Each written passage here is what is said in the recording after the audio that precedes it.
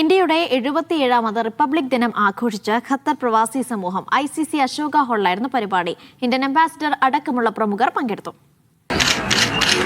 രാവിലെ 7-ന് ഖത്തറിലെ Indian ambassador Vipul ദേശീയ പതാക ഉയർത്തിയതോടെയാണ് ആഘോഷ പരിപാടികൾക്ക് തുടക്കമായത്. തുടർന്ന് നടന്ന പൊതുപരിപാടിയിൽ അംബാസിഡർ ഇന്ത്യൻ പ്രസിഡന്റിന്റെ റിപ്പബ്ലിക് ദിന സന്ദേശം വായിച്ചു. मेरे प्यारे देशवासियों नमस्कार। देश और विदेश में रहने वाले हम भारत के लोग उत्साह के साथ गणतंत्र दिवस का उत्सव मनाने जा रहे हैं. ഇന്ത്യയും ഖത്തറും തമ്മിലുള്ള ഉഭയകക്ഷി ബന്ധം കൂടുതൽ ശക്തിപ്പെട്ടു വരുന്ന സമയത്താണ് ആഘോഷ പരിപാടികൾ അരങ്ങേറുന്നതെന്ന് അംബാസിഡർ പറഞ്ഞു. The year 2025 was a landmark year in our bilateral relations.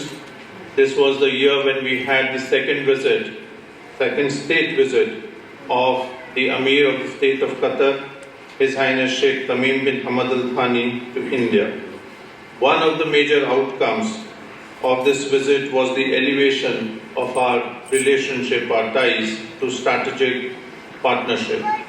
ICC president AP Manikandan, apex body പ്രസിഡന്റുമാരായ ഷാനവാസ് ബാവ, EP മുഹമ്മദ്, താഹ മുഹമ്മദ് എന്നിവർ ചേർന്ന് അംബാസഡറെ സ്വീകരിച്ചു. വിദ്യാർത്ഥികളുടെ കലാപരിപാടികളും അരങ്ങേറി.